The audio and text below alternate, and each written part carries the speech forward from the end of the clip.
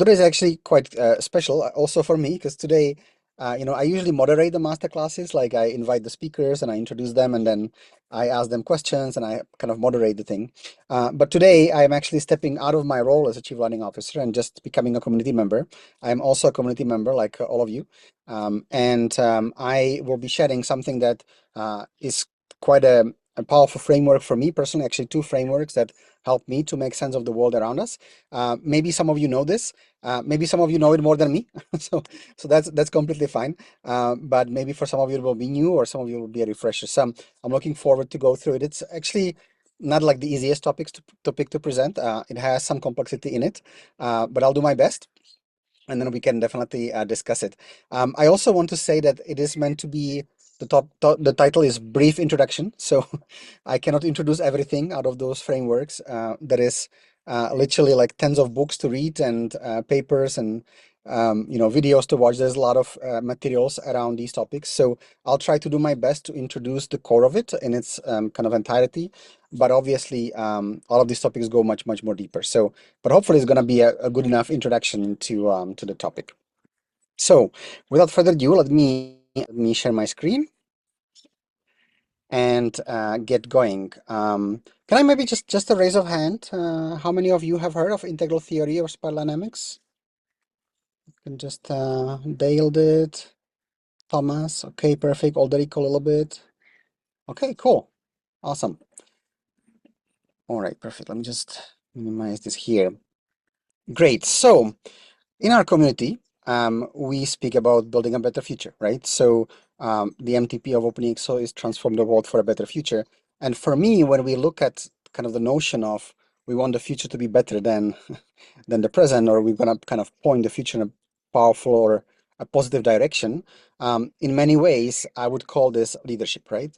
We are working or aspiring or intending to take leadership over how the future will be. So not just let the future unfold, but actually step into a role of leadership. And it can be in small scale, it can be in big scale, but for me, the essence of leadership is kind of saying, I want to influence and I want to make sure or contribute for the future to be better, right? So that for me is an essence of leadership. And actually, maybe some of you know this, but I have gone to Singularity University in 2012 and have been with ExO since 2016. So I've been definitely looking into innovation and technology and kind of organizational change and sprints and all that kind of stuff.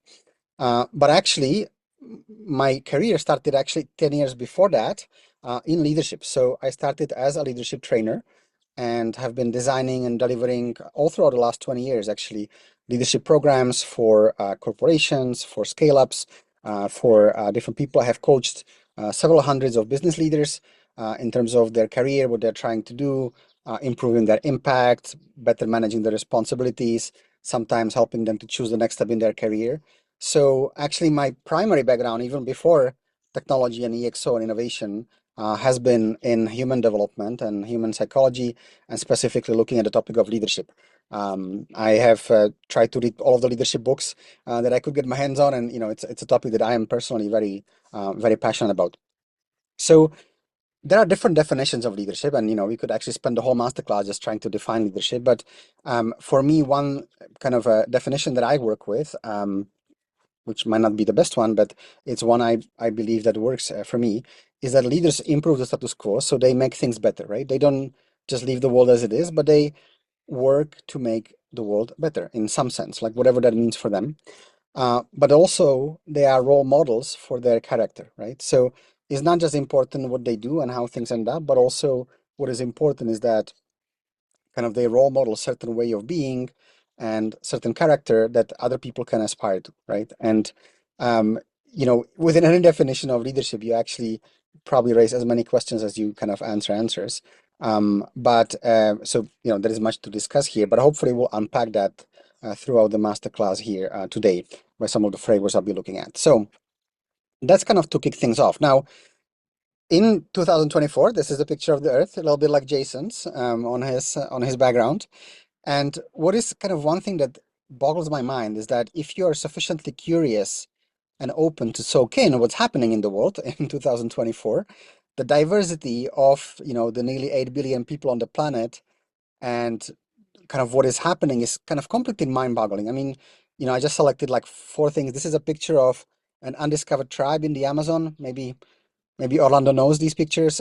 These are actually tribes that still live the same way, like hunter-gatherers, like they used to live before the agricultural revolution 10,000 years ago, and they live deep in the Amazon forest.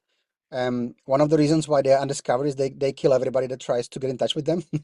So, um, well, they are afraid of us, right? But this is actually a picture from a drone or from a helicopter, looking kind of from the top. But it is mind-boggling that in the age of internet and global connectivity and everything, there are still people, human beings. I mean, they have arms and legs like you and I, but their world is a world of 10, 20,000 years ago.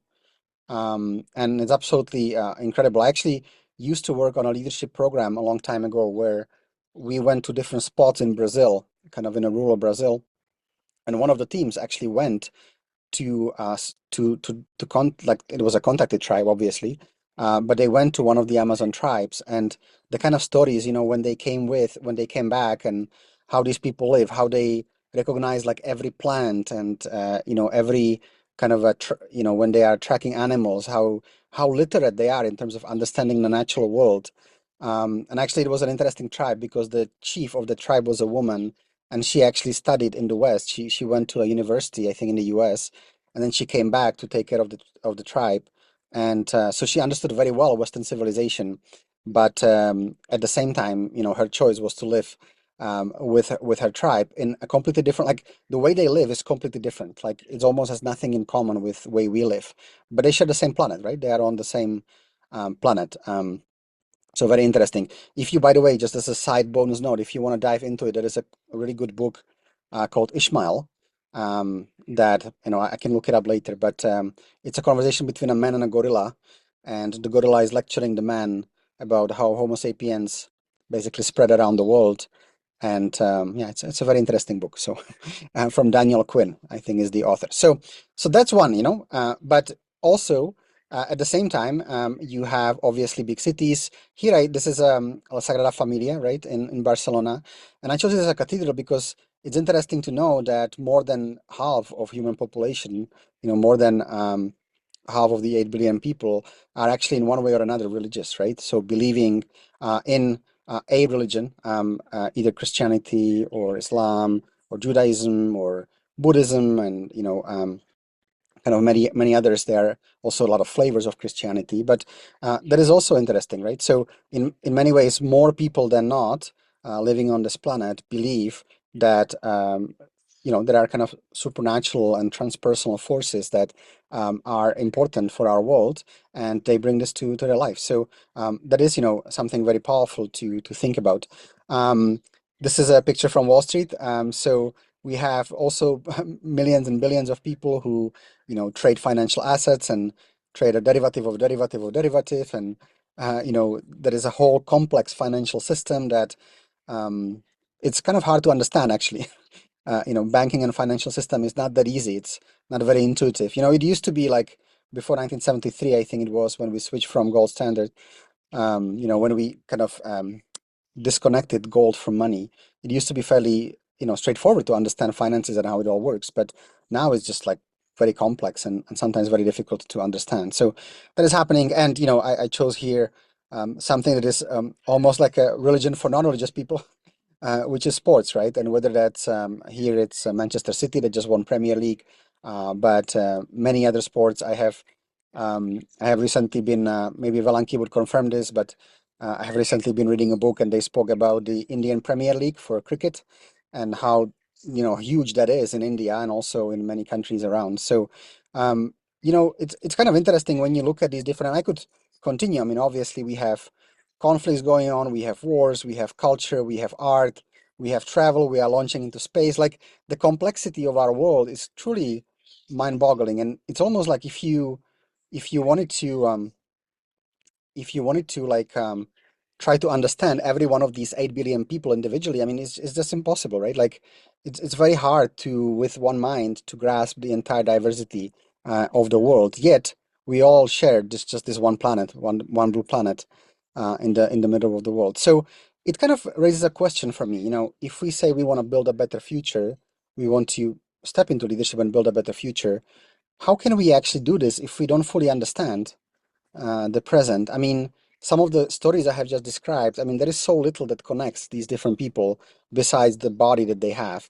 The way they think, what they value, what they aspire to, what they do every day is so different that it's kind of quite hard to understand. And I would kind of say that, at least for me, maybe it's just my experience, but I'm finding it harder and harder to understand the world in its complexity.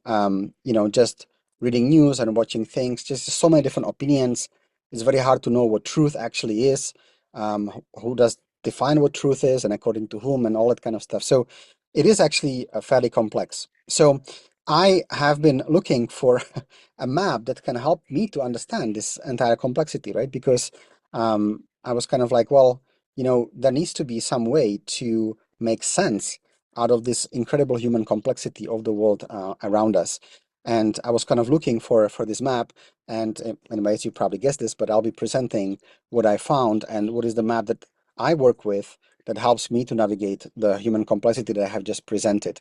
And in many ways, it's kind of like a meta framework, right? So, um, you know, when you are digesting information from the world around you, it is important to almost have some kind of an inner structure that you can hang all these pieces on, like that Christmas tree. Like you first need to have the Christmas tree, and then you can hang all of these different things. But if you don't have kind of a meta map, a meta structure, it then just becomes very confusing. And I think most of us developed our own meta structures. And what I find interesting about what we're presenting today is that it's kind of a the most comprehensive metastructure I have found that it can actually make sense of the complexity that I have just presented.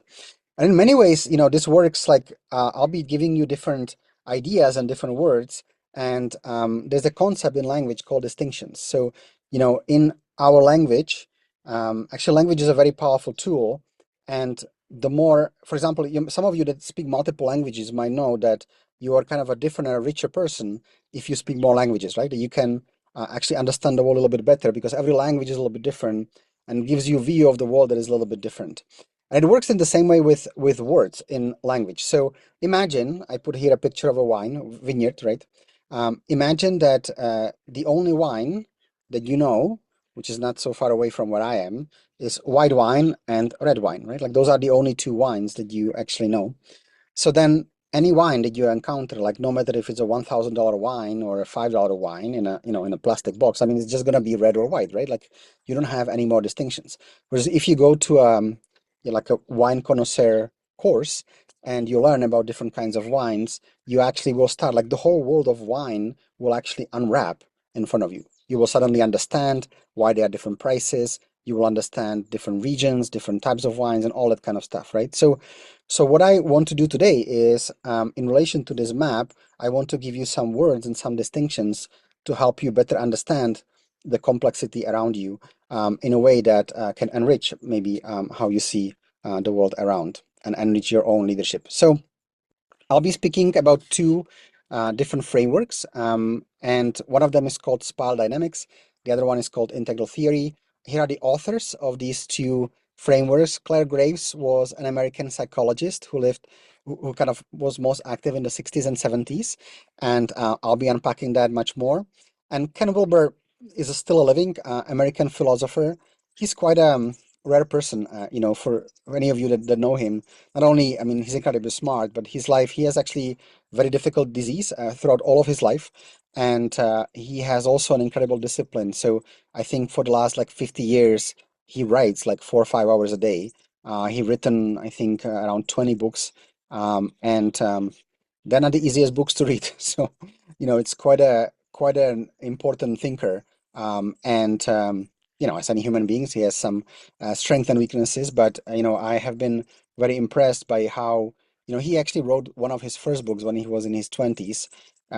It's called I think levels of consciousness, and he's just then continued writing afterwards. And he is kind of an integrative thinker, so he tries to research everything that humanity has ever done and put it into frameworks that can help to understand this. So I'll be actually presenting the foundations of both of these frameworks today, but just wanted to give you a little bit about those two authors, and obviously you can find tons about them online.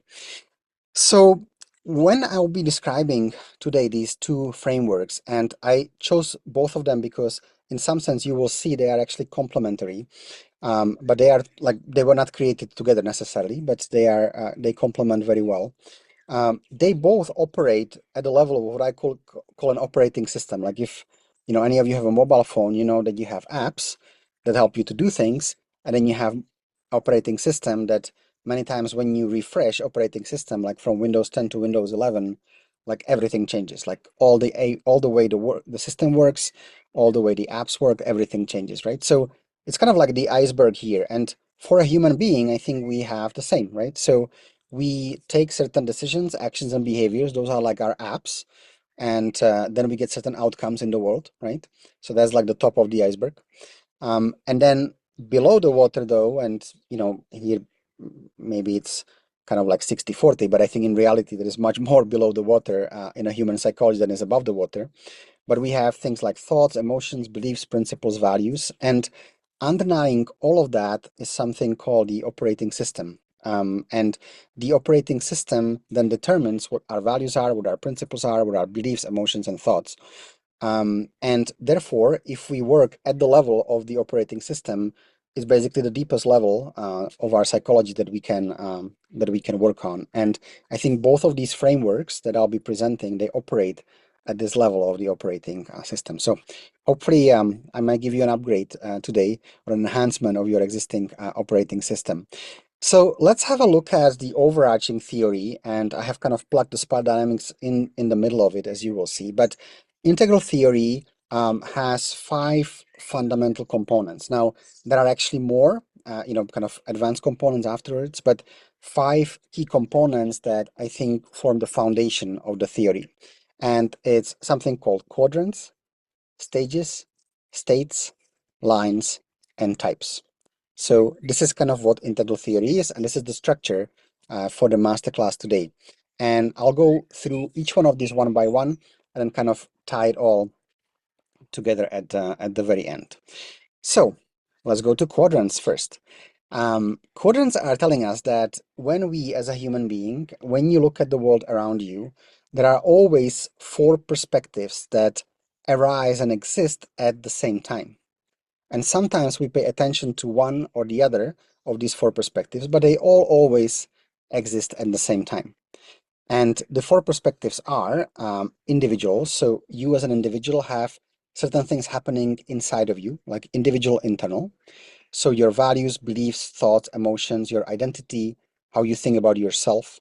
It's very interesting because when we kind of transition through time, you know, um, there is actually many things about you.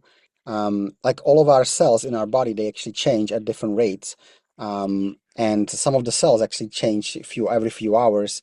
I think water is like every 2 or 3 weeks, 70% of your body exchanges with the water that you drink. And there are some cells that kind of stay for, several decades. But ultimately, everything around us, like the physical, our body actually changes, but yet we still have a sense of identity kind of all throughout. Like when you think of yourself when you were 10 and 20 and 30, you have a sense of continuity, but the continuity is not physical because your body actually has changed.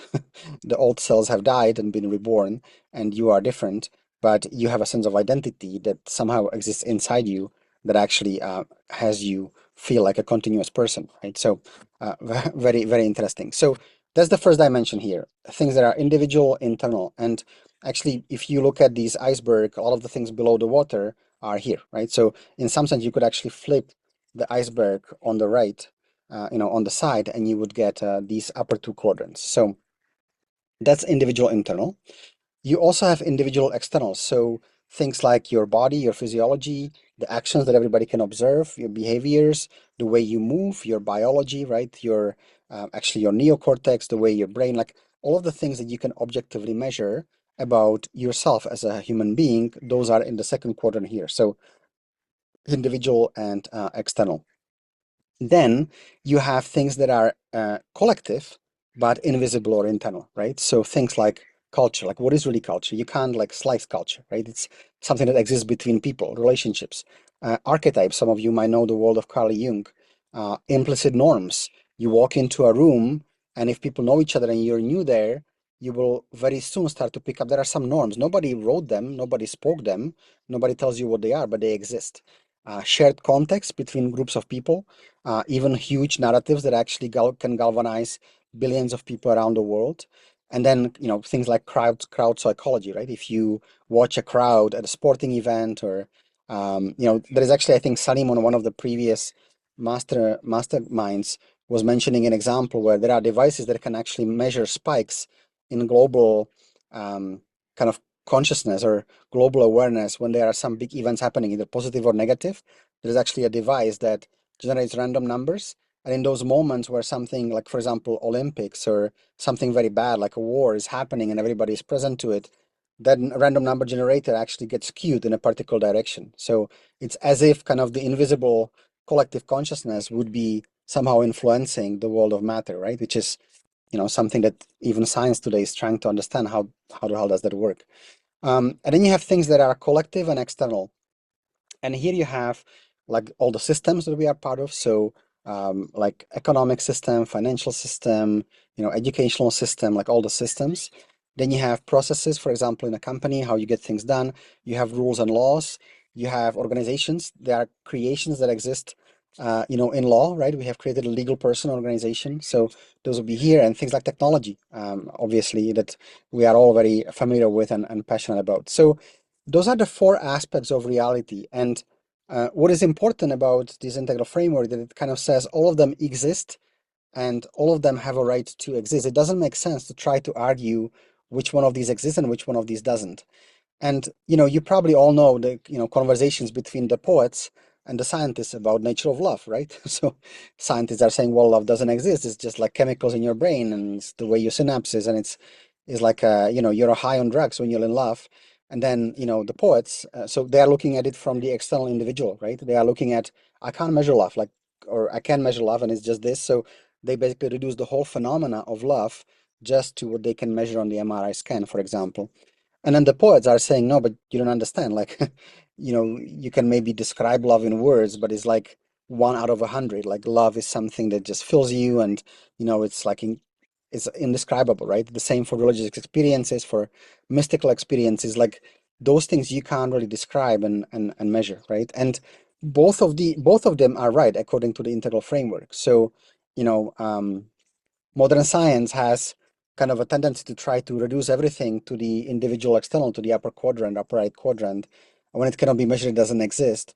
But then over time, with quantum physics and with more and more measurements, it kind of realizes that actually it can measure more and more things, etc. So the same is, for example, under the bottom. So a lot of people are kind of looking at the systems and processes. They're thinking, which way to run, a country is the best? Is it democracy or benign dictatorship, or like what is the best system, right? And they are forgetting that there are all these culture archetypes and norms and people that also need to be taken into account, right? So essentially, what this invites us to do is to not reduce the complexity of the world into any of these four quadrants, but actually take them as all four that exist all at the same time. Let me give you a few examples to make it a little bit practical. So um, let's take maybe integral medicine. So obviously, traditional Western medicine is very good at fixing trauma. Like when you break a leg, you go and they kind of fix you, and is working a lot at the upper right quadrant, right? So kind of the external and the individual. But it is also known now, very well known, that if you just treat the body of the person, but you don't treat the mind of the person, sometimes they cannot recover as quickly. Like actually, a lot of stories of people who can recover much more quickly when they have a hopeful outlook about the future, for example. So that's the individual internal. And it is also true that if people belong to a family that is, for example, dysfunctional, or there are difficulties in the social system, or like the social relationships that they belong to, they have very unsupportive people around them. Again, their recovery from their illness will be much more harder. And if they don't have a health insurance, which is the systemic here, or if they cannot tap into a good network of hospitals and doctors, it is also very difficult for them to be treated. So in other words, integral medicine is a medicine that would look at all of these four quadrants and say, how can we build and address all four quadrants to help people recover? And is much more comprehensive than just the traditional medicine looking at the individual and external, right? The same for education, right? You can't just be looking about like scores and test scores, what people can take, what knowledge they have. You also need to look at, do they have confidence in themselves, right? Do they believe in themselves? Are they curious, right? Those are all things on the upper left quadrant. You also need to look at, how is the class? Like, is the class lifting them up or is the class putting them down? And then what about their families? Family supportive to them for their education, etc. And then what is the educational system? How does, scoring work? What opportunities do they have? Can they get funding? Can they have good quality teachers? All of these things are important for education as well. And when you look at a company, many of us work with companies to help them transform, is the same there. So, it's, you can come into a company and you can work with 20 people and you can work on their behaviors, how they behave differently. You can even work on their mindsets and beliefs. But if you don't work on the culture of the organization, and if you don't work on the processes and systems that support that, any transformation that you're trying to do won't be as effective. A classical example is when you train people on the importance of teamwork, like how it's important to share and to work together in a team, and 1 + 1 = 11, and everybody can do more together. And then the next project that you have, people brainstorm and you collectively brainstorm, and then one of them takes it and says, "Oh, I invented all of that." Maybe the boss just comes and says, "This is all my idea." Yes, it was created together, but the boss doesn't say that. They get the bonus, nobody else gets anything, right? After that, nobody will ever co-create or be in a team or collaborate, right? Because the system didn't support it, right? The system valued an individual, it didn't value the collective that you were trying to shift. So even you can make a kind of a change here on the upper quadrants, the below quadrants will kind of push that back. So that's the first element, and just to kind of give you a sense, the first two elements a little bit more extensive, and then the last three will be a little bit quicker. So don't don't worry on time. So this is, I think, quite key element. And actually, you could speak a lot about just the quadrants, and you could be applying them in different settings. It's quite a powerful framework when you think of it. But it gets a little bit more interesting when we get to the next step, which is called stages. And here, let's actually begin with how stages manifest in the upper two quadrants here. So the individuals. So just for now, think of yourself and your own life as an individual. And I have here like a sample story of a woman, of a human being, and kind of describe a little bit about the stages of growth and development that she went throughout her life. So at the beginning, she was a small baby, and she was mostly kind of concerned about getting food and sleeping, and connecting and learning about the world and learning to walk and these kind of things. So in some sense, you could say that the primary concern was her survival. Then she existed, for her young age. She was a part of a nice family here. Looks like fairly harmonious. Um, Looks like her parents have glasses she doesn't have yet. Hopefully that's not genetically inherited. But she kind of grows up there, and here, like, the family is kind of a primary. It's like a mini tribe for that little young girl, right? It becomes, the parents. She picks up a lot of patterns from her parents about life, about how to behave, what to do, what not to do. And the family is kind of, at a very early age, it's kind of the unit that the young child or young human being belongs to, and learns a lot of things for good and for bad. Many, if many of you have experiences with therapy or psychology, you know that we pick up good things from our families, but we also pick up some bad habits and patterns that actually can sometimes be with us for the rest of our lives until we do something with them. So but I think what is key to realize around this phase is that our primary is kind of belonging to our family, right? Like, we are learning what it takes to belong, and our parents are kind of everything for us, right, in that stage. Then the little girl grows up into a teenager, and you can see here purple hair. And here, actually, it's kind of a dissociation from the family. So for any of you who have kids, you know what I mean. So it's not so much anymore like, what does mom do and what does dad do? It's much more like, with my friends, and sometimes there is an authority of the teacher at school. But it's kind of a little bit like a rebellion, right? It's kind of pushing away from this unit of a family and kind of crafting your own existence in the world. And then this woman grew up into a young university student, and she has started pursuing her career, and she's learning medicine, which she's very passionate about, and kind of going forward. And she's writing the value of discipline, of structure, of being able to when you are a teenager, you kind of want everything right now, like it's all immediate.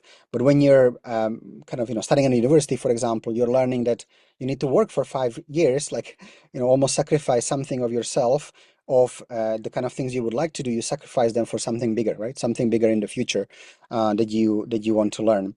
And then she graduates from university, and she becomes a successful professional in a pharmaceutical industry. She grows very quickly through the company. She connects very well with people. She's great at leadership, manages her team. She's very well acclaimed. She travels around the world. So she becomes a very, very successful professional. But one day she actually, just kind of, she almost achieves everything that she ever wanted to achieve, but it somehow feels empty and meaningless. So she actually like kind of quits, and closes door for her old life. And she goes to an ashram in India, and she learns yoga, and then starts to actually be a yoga teacher. And she goes back home and founds a yoga studio and starts connect with people. And she looks a lot inwards, right? It's not so much about what she achieves in the world, but much more about what she can achieve internally, what she can achieve within herself. And it's a lot about connecting with people and giving her gifts to people around her. So this is a story of a one human being, right? Throughout kind of different stages of life. And you can see that as this being kind of grows through it, it's actually quite dramatic changes. I mean, the primary concern that they have, or that this lady has or woman has in these different phases, is completely different, right? At the beginning, it's safety, then belonging to the family, then like my own self-expression, my independence, then discipline and ability to achieve something, then success, right? Achieving external success, acclaim, money, power, success in work. And then finally looking much more at inner fulfillment, like what I can actually do with my life, how I can discover my purpose, my gifts, how I can give it to the world and give this to others, which is much more satisfying than, earning millions of dollars and kind of being there. And so she's gone through this journey, and each one of these jumps are actually quite big. And in many ways, you could say that when you make a jump from one of these stages to another, you kind of disconnect from who you were before. In many ways, sometimes you kind of disconnect and then you reconnect with some of the good things, but sometimes you actually disconnect completely. I mean, there are people who quit their corporate careers and just kind of stayed here and thought very badly about their previous life. I remember when I went to Brazil, I went to Goa, which is in the north, and there is actually a lot of sorry, Goa. I What's the name of it? Bahia. Bahia is the name. Sorry, Orlando. So I went to Bahia, and there were many ex-lawyers and management consultants from Sao Paulo that actually quit their jobs, and they moved to Bahia, and they got a small farm, and they founded a cooperative, and they were doing things there, and they would never ever go back to Sao Paulo and have a career, right? It's just not something that they wanted to do, and there were many people like that in Bahia that I have met. So, it is quite interesting. What is also, I think, interesting is that, this story might not like unfold like this for everybody, right? So some people actually, can maybe maybe stay in the independent expression, right? They actually never learn the value of discipline and of working hard for something, and they then have a different life as a result. Many people, kind of stay in this expert mode, and they never kind of get into the entrepreneurial, growth mindset. Might know fixed and growth mindset, right? So fixed mindset would be here, and a growth mindset would be here. Many people do spend all of their life in actually working towards external gains, and it makes them happy. Like they don't have a need, for this inner fulfillment. So it's not that this development of stages actually happens for every human being. Our lives are very diverse and they unfold differently. Yet, I would argue that, at least from my observation and from also, what we are discussing here, that these stages actually unfold quite predictably, and they give a structure for how a life can unfold of a human being. Actually, when I go to the beginning of this, so this was a story of a person, but let me now give you the theory behind it. So this is Dr. Claire Graves, and he was a psychology professor at a university in 60s and 70s in the US, and he kind of did a review of all of the theories of psychological maturity that were existing at the time. You probably know that psychology for a long time was just looking at pathology, right? Like what happens when human beings are broken. Then came Abraham Maslow, and he was the first one that said, well, that's nice, but maybe like 5 or 10% of people are pathological, but what about the 90% that are healthy? Like, what happens with their psychology, right? And he actually asked, like, what does happen with a healthy human being? And he come up with this, kind of a Maslow hierarchy of needs and the fulfillment, and at later point of his life, also self-transcendence. But he kind of look at these different things. And then there were also people called developmental psychologists, but for children, right? So, for example, Jean Piaget, some of you might know, he was studying about what are the kind of leaps that a young child goes through when they are growing and kind of gaining their cognitive capability, for example. So there is one experiment, for example, when you sit a child in front of a balloon that has like a red color on one side and a blue color on the other side, and you set another human being on the other side, and until I think at age about 5 or 6, when they see red, they also think that you see red. They cannot understand that you might see something different than they see. But at some point, around 6, 7 years of age, they develop empathy, and they are actually able to understand, because you show them the balloon, they are able to understand that, oh, I am looking at red balloon, but you are looking at blue balloon. So your experience of life is different than mine. So this is actually something that happens in children, and there are some predictable jumps that a healthy child goes through. But then, the idea was that when we become 18, when we are adults, then we are just adults. Like, that it kind of any development stops. We just don't continue.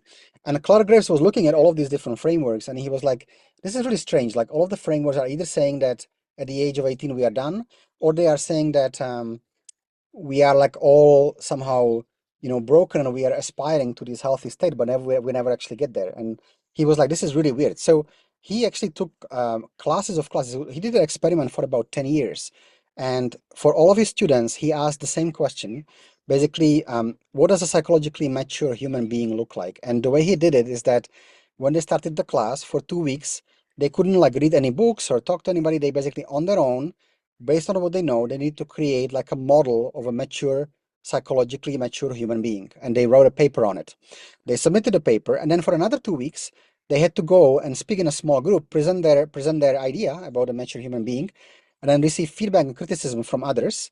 And then they all did that to each other. So then they wrote a second paper where they revised, their understanding of a mature human being.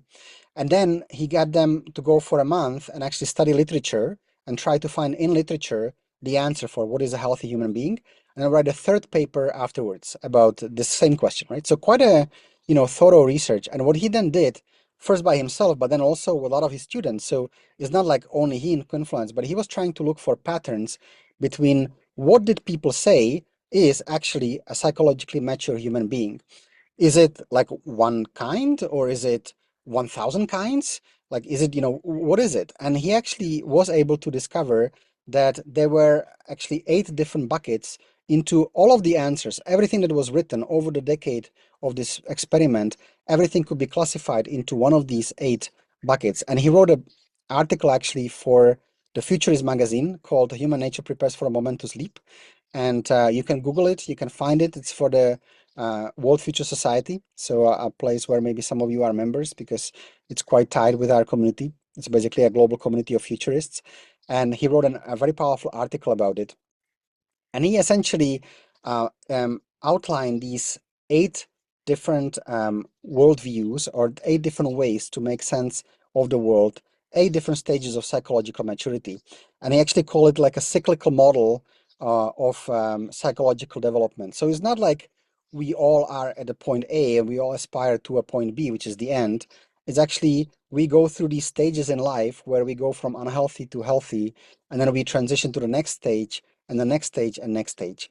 And this is something actually that eventually, through the work of Don Beck and then Chris Cohen and his wife, Natasha Todorovic, gave rise to a concept called spiral dynamics, because it's structured as a spiral, right? And the idea is that you actually kind of grow, and you grow in complexity and in nuance from what you can understand of the world as the spiral. But it also oscillates between, you can see that all of the ones on the right are individual, right? So it's always like the survival is I-centered, this expression, we had a teenager, right? That's the also I-centered. Success is I-centered, and goes kind of here. And then these are collective, right? So you have tribes, you have kind of larger entities like religions, for example, or you have global communities, and those are all collective. So this psychological maturity of a human being oscillates between individual and collective. It grows in size and complexity.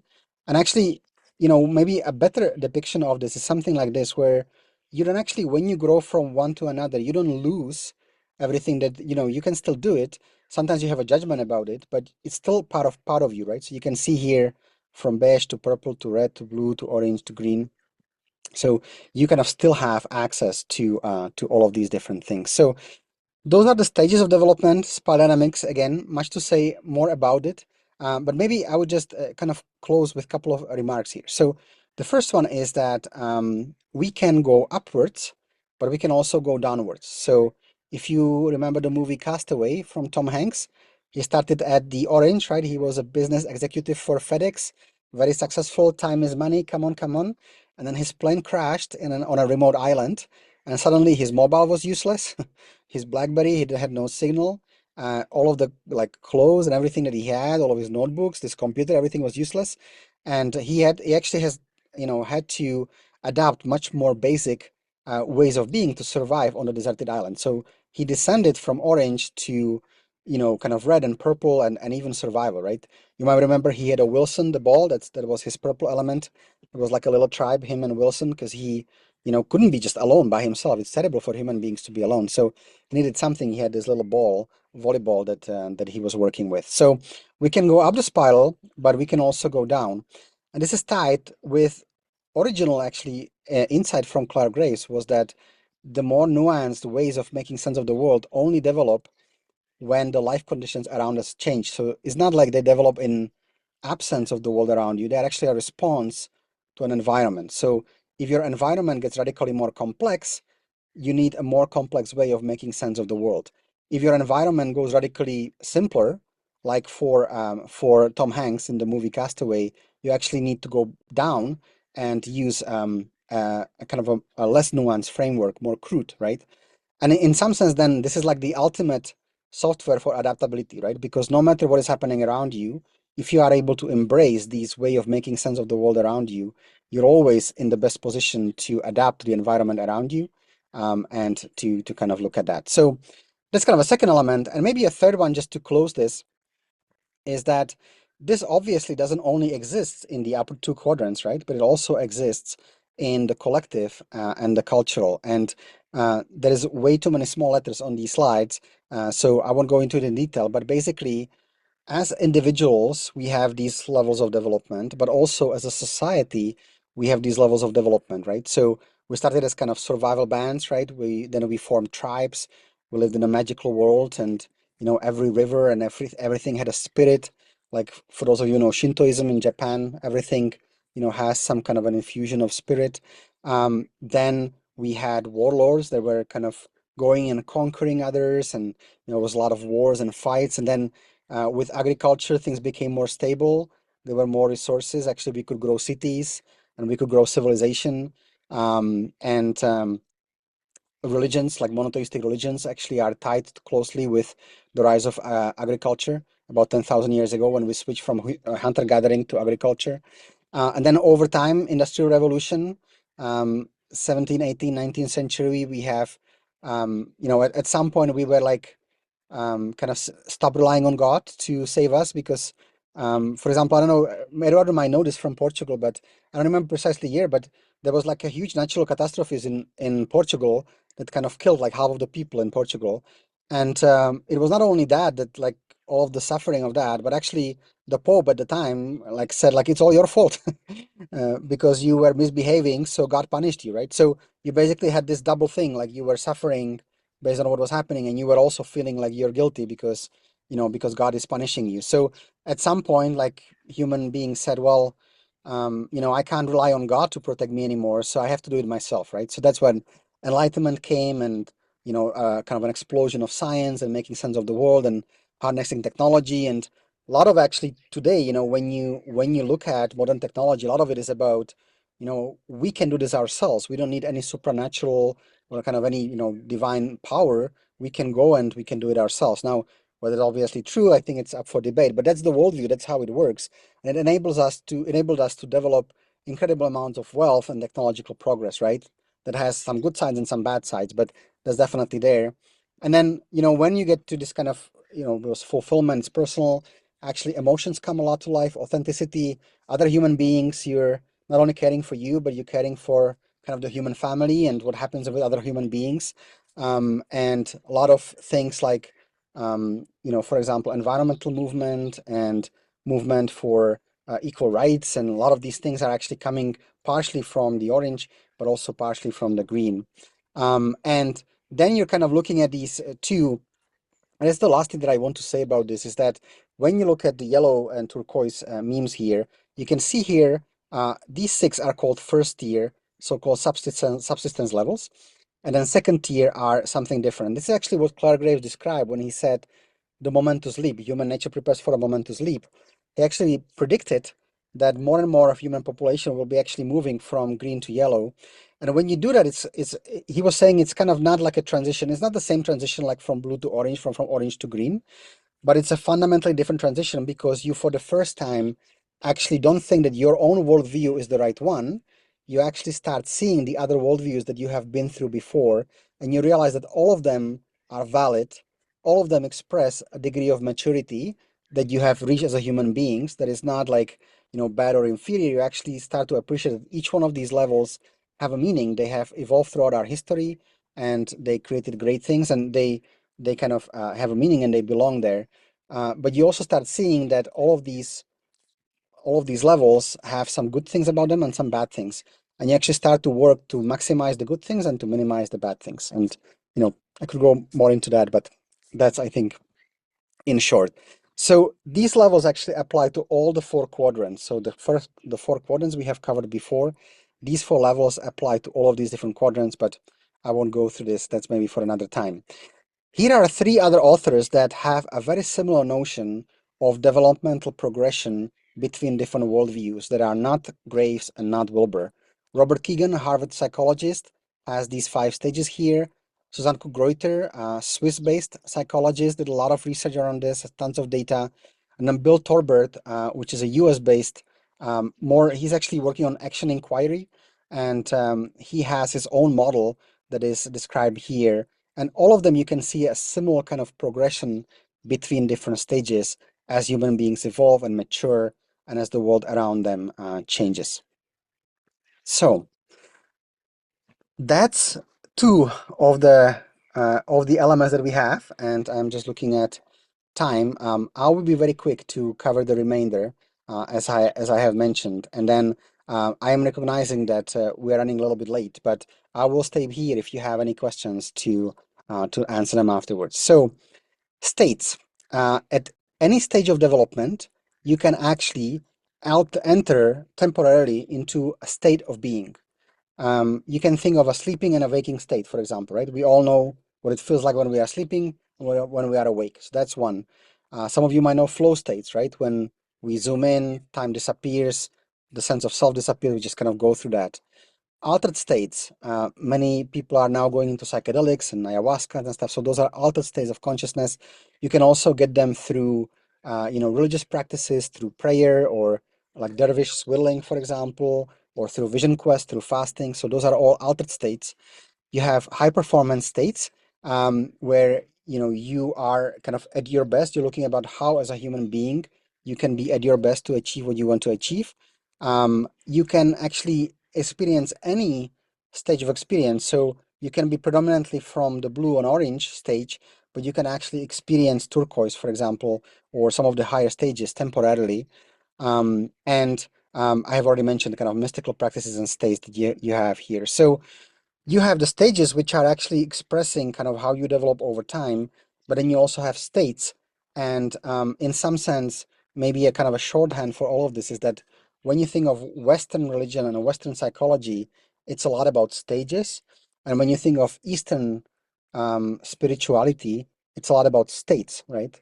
That's why a lot of the Eastern mystics can actually be all in a very, very high state, but maybe if you put them in New York City, they just couldn't, they couldn't get on a train and go somewhere because they don't have like all of the stages, but they have very, very high ability to put themselves in altered states, right? So this is kind of a third element of the framework. Then we have something called lines. You might know the work of Howard Gardner, so different intelligences, like musical, visual. Some of you might know EQ, IQ, EQ, AQ, adaptability, right? We have some people in our community. You have SQ, spiritual quotient, you have MQ, moral quotient, and many others. So basically the idea here is that on those stages we can be developed, very developed in one line of development and maybe not so developed in another line, right? So the fact that somebody maybe is intellectually brilliant doesn't mean that it has a high emotional intelligence, right?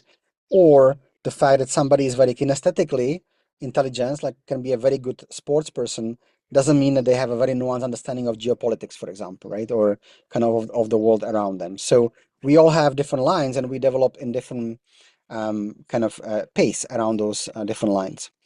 And finally, we have something called types. And types are basically, some of you might know all of these things, right? This is actually coming from the Genius Group. So I know that Jason knows this. We have MBTI, which is 16 different types based on work Carl Jung. There's something called Enneagram, 9 different types. DISC, 4 different types. Big Five, Jordan Peterson works with this. Another kind of 5 personality traits. All of these are horizontal types. So at any stage of development, you can be any of these types, right? So they are not actually kind of connected. So, you can, any human being at any stage of development, you can take one of these personality tests and can get their reading of the different types that they are. So this is it. This is the integral theory: quadrants, stages, states, lines, and types. And just very briefly, as a final slide, so the more complex the world, the more nuanced operating system we need to succeed. So the more confusing, I was speaking at the beginning how the world is confusing. The more the confusing and complex the world gets, I think, at least my hypothesis here, or my assumption, I'll be explicit, is that the more nuanced operating system helps you to better understand and navigate the world. There are patterns in complexity that can help you to better orientate yourself in the world around you.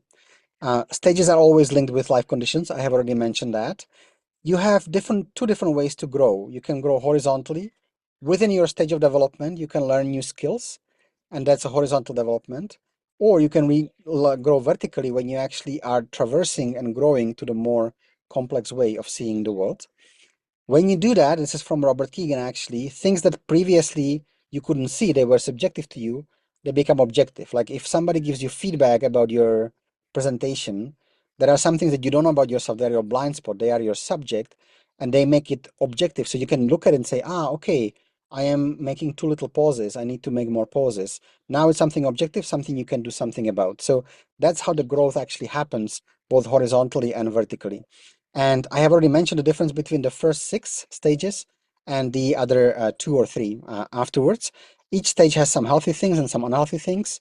Obviously, this is a map, and map is never a territory like on the globe. It just always somehow does our best to approximate reality, but I'm sure we'll have better maps in the future.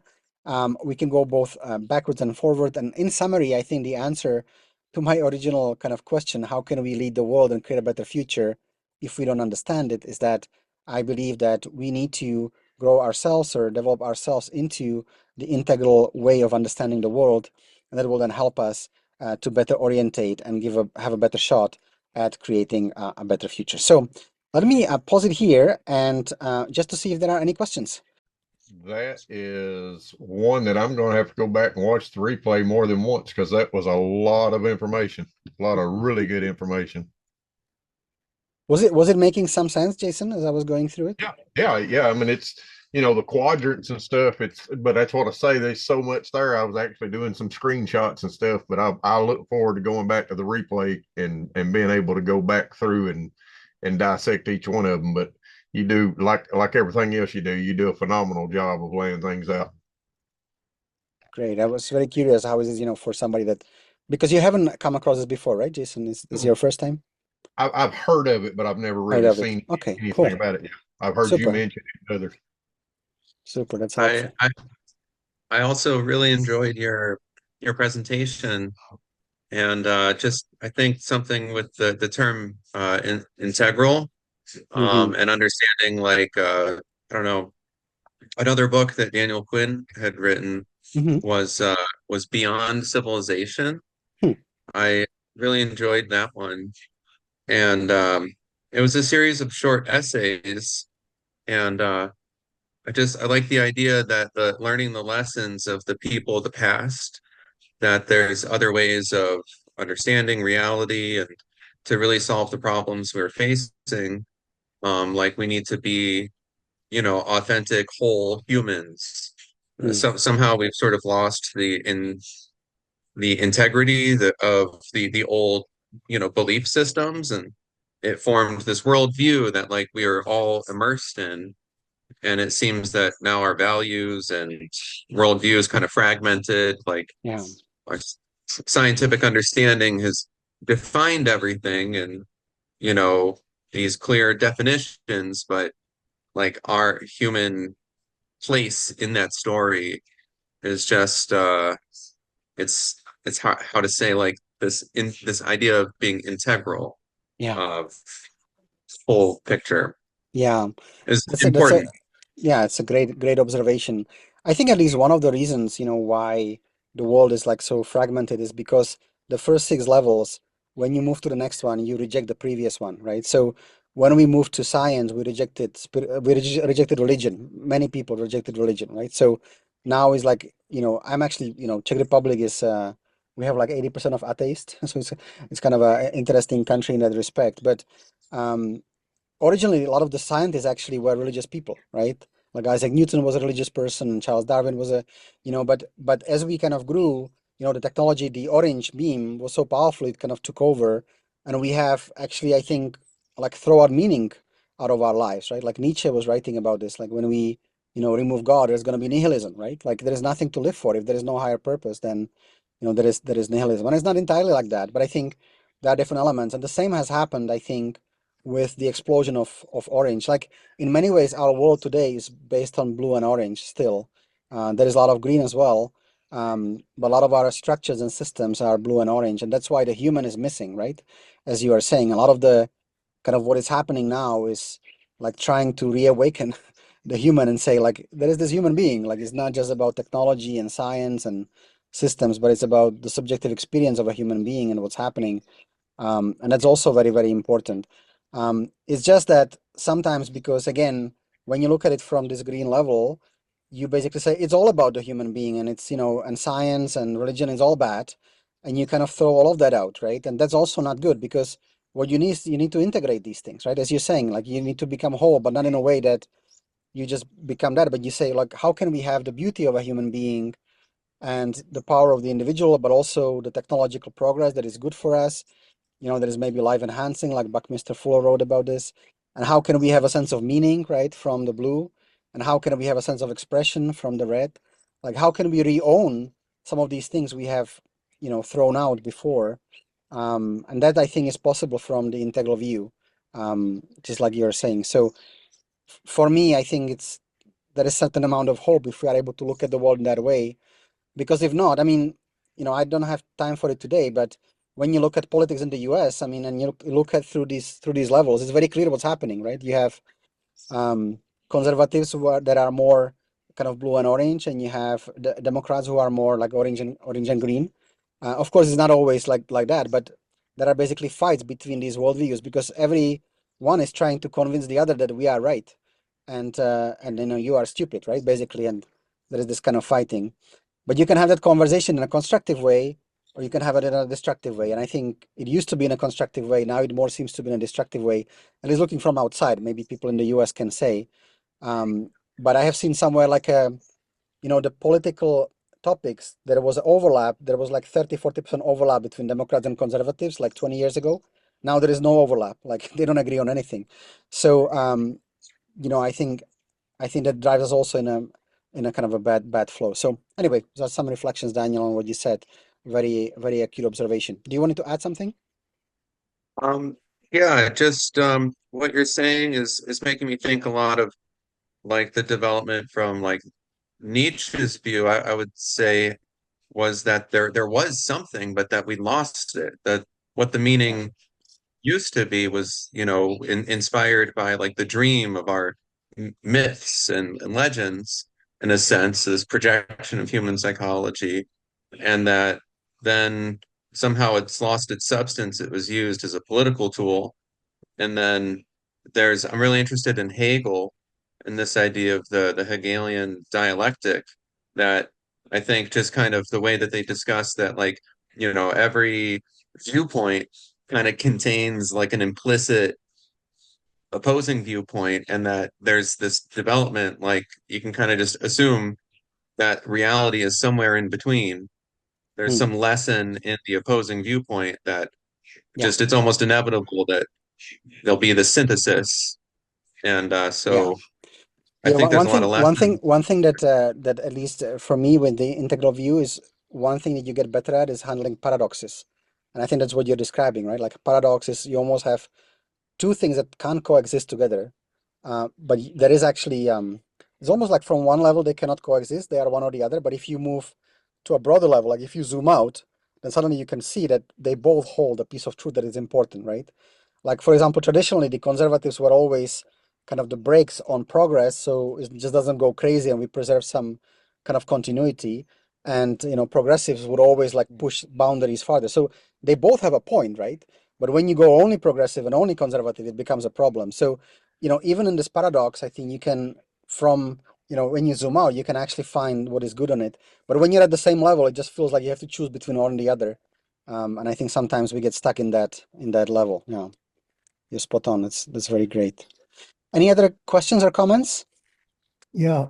First of all, thank you, Yaroslav, for sharing that. That was a very good job and a very important framework. And I really not only sense the power of it, but I realize and have been using the power of it for many years now. I actually had an opportunity to work with Don Beck many Great. years ago, and I've been incorporating this into my classes and my work Super. in organizations as well. And it's an incredibly powerful framework that's very, very useful. Hmm. So I really appreciate you That's awesome. bringing it out. I was wondering, where did you first get exposed to this?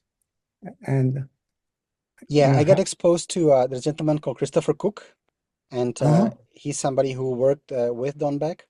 yeah, Because that there was kind of a schism at some point. So there was like right, Don and he had the spiral dynamics integral, and then right. there was Chris and Natasha who had like the more spiral dynamics, and so Christopher was trained by Don, and I was like on that side of the Oh, spectrum. okay.